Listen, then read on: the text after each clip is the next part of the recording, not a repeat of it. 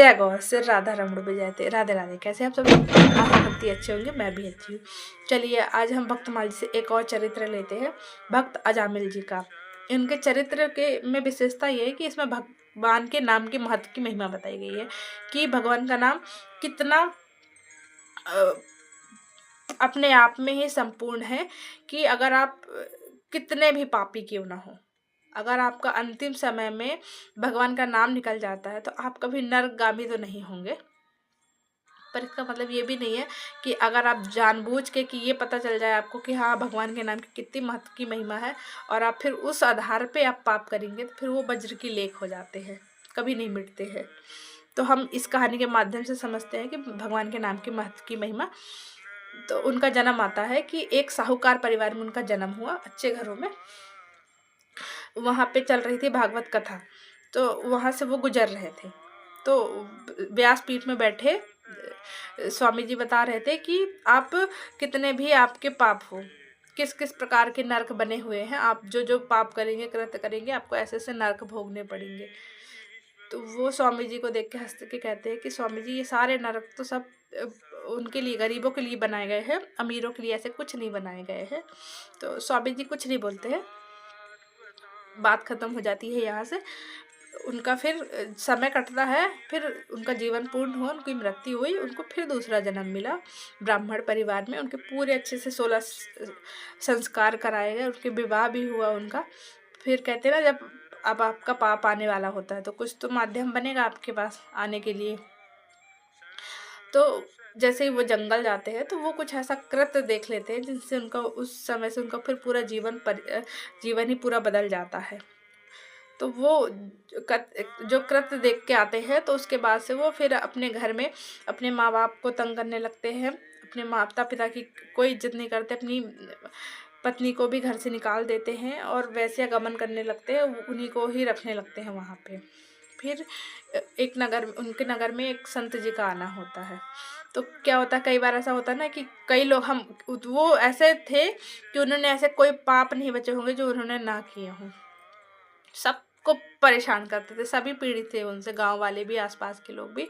तो अब किसी ने, वो साधु ने पूछा कि कोई सज्जन परिवार है जहाँ पे हम जाके रुक सके कुछ दिन के लिए। तो उन्होंने सोचा कि क्यों ना हम इनका नाम बता दे और इनके जिस प्रकार की हरकतें हैं, क्या पता ये संत साधु उनको श्राप ही दे दे, तो जितना परेशान कर रहा है तो थोड़ा बहुत तो हम लोगों को शांति मिले। तो वो इस चक्कर में उनको भेज देते हैं वहाँ पे। तो कहते हैं हाँ एक अजामिल करके है, बहुत बढ़िया है, वो संतों की सेवा करते हैं, आप जाइए वहाँ पे रुकिए। तो खुश होते हैं साधु, कहते हैं चलो हमारा तो कुछ दिन का हो गया हमारा रुकने की व्यवस्था। तो वो जाते हैं वहाँ पे।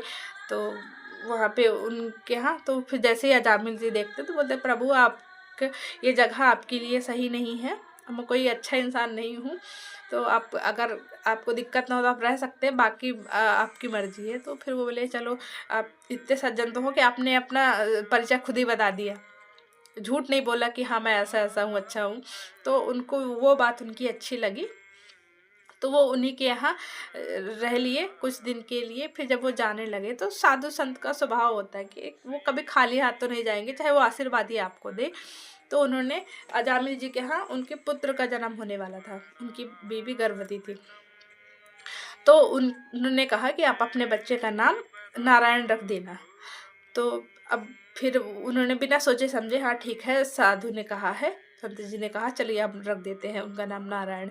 उन्होंने नारायण रख दिया। अब वो पूरे टाइम जहाँ पे वो, और सबसे छोटे बच्चे थे तो वो बहुत प्यार करते थे, तो हर जगह पे नारायण नारायण नारायण, हर जगह उनको दिन में कम से कम पूरे टाइम ही, तो वो इनकी एक माला बन गई। मतलब तो कितने सारे सारे पाप तो उनके ऐसे ही वो हो गए। फिर उसके बाद जब उनका अंतिम समय आया, यम जी के पार्षद आए, अब वो देख रहे थे, उसी टाइम पे उनको अपने बेटे की याद आती है जामिल को।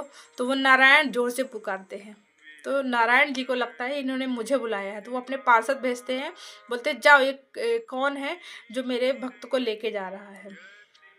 तो वो यम जी के पार्षद को हटाते हैं, कहते हैं ये हमारे प्रभु के हैं, आप इनको नहीं ले जाके जा सकते हैं।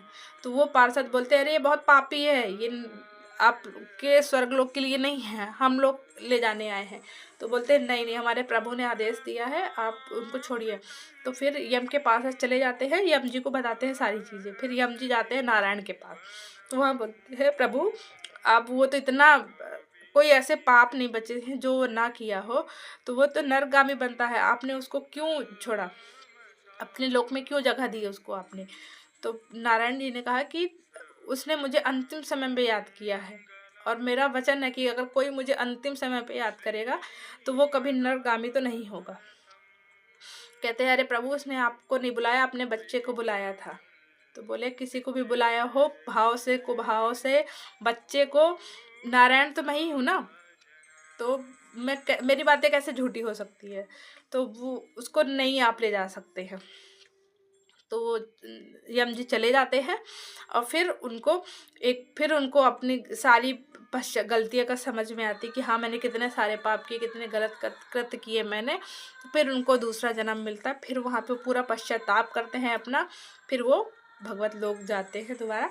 तो ये थी ऐसी अजामिल जी की कथा कि उनके नाम के महत्व की महिमा है, कि उन्होंने कुछ नहीं किया, सिर्फ भगवान का नाम लेते लेते लेते उनका आखिरी समय भी नाम निकला, और उनके चेतना आई, उनको सारी चीज़ें पता चल जाएगी कि हाँ मैंने कितने गलत कृत्य किए।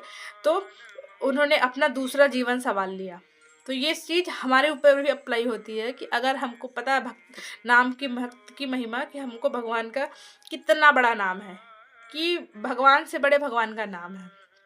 कभी आपके सामने अगर ऐसा आ भी जाए कि भगवान बोले कि आप मुझे चुन लो ये नाम को, तो नाम को ही हमेशा चुनना चाहिए कभी भी, क्योंकि नाम में सारी शक्तियाँ छुपी हुई है। भगवान तो कुछ टाइम के लिए आपके पास रहेंगे, क्योंकि उनके पास 50 काम है, यहाँ जाना वहाँ जाना है, और नाम तो आपके पास है ना, तो वो अपने आप आ जाएंगे। जैसे कहते हैं पतंग, डोरी आपके पास है तो पतंग कहाँ तक उड़ेगी, तो वो चीज़ आपके पास आ जाएगी। तो इसलिए नाम के महत्व की इतनी बड़ी महिमा है। तो आप भी अपने जीवन में जितना हो सके, सारे चीज़ें व्यर्थ है, आप पूजा पाठ जप या कुछ कर लीजिए, लास्ट टाइम पे कुछ नहीं आने वाला, सिर्फ नाम याद आने वाला है।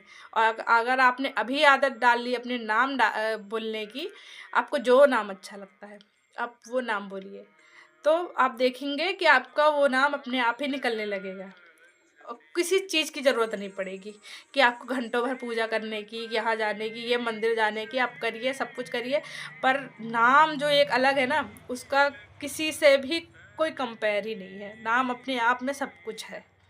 तो ये थी भक्त के नाम की कहानी, कि कैसे थे उनके नाम से ही उनका पूरा चीज़ें बदल गई। तो ये कहानी ऐसे आती है, भगवान के नाम के महत्व की महिमा। तो आगे हम और भी सुनेंगे भगवान के नाम की महिमा। तब के लिए राधे राधे। फिर बताइएगा कैसी लगी कहानी।